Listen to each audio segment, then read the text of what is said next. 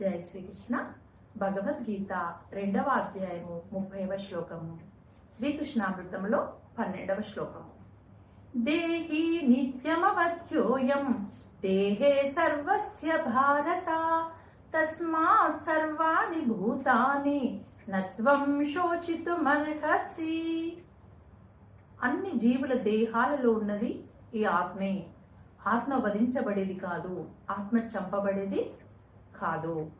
కాబట్టి నీవు సమస్త జీవుల కోసం దుఃఖించవలసిన అవసరము లేదు, దుఃఖించవద్దు అని చెప్తున్నారు కృష్ణ పరమాత్మ. అంటే దేహి అంటే ఆత్మ, దేహము అంటే భౌతిక శరీరము. దేహి అనేది అంటే ఆత్మ అనేది ఏ పరిస్థితులలోనూ, ఏ కాలంలోనూ, ఏ సాధనాల ద్వారా వధించబడదు, అంటే చంపబడదు. కానీ ఈ భౌతిక శరీరం మాత్రము చంపబడుతుంది, నశిస్తుంది. అంటే దేహ భావన వల్ల దుఃఖం కలుగుతుంది, ఆత్మ భావన వల్ల దుఃఖరాహిత్యము కలుగుతుంది.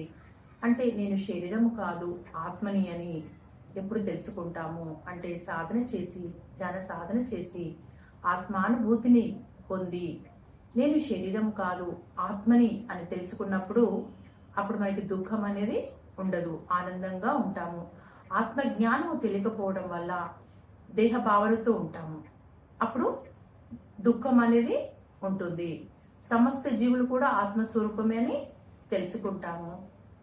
అంటే కృష్ణ పరమాత్మ ఈ శ్లోకం ద్వారా ఏం చెప్తున్నారంటే అందరినీ కూడా ధ్యాన సాధన చేసి ఆత్మజ్ఞానాన్ని పొందమని చెప్తున్నారు. ఎప్పుడైతే ఆత్మ భావనతో ఉంటామో దుఃఖం అనేది ఉండదు. కాబట్టి అందరూ కూడా సాధన చేసి ఆత్మానుభూతిని పొంది ఆత్మజ్ఞానాన్ని పొందినప్పుడు ఇక మనకు దుఃఖం అనేది ఉండదు.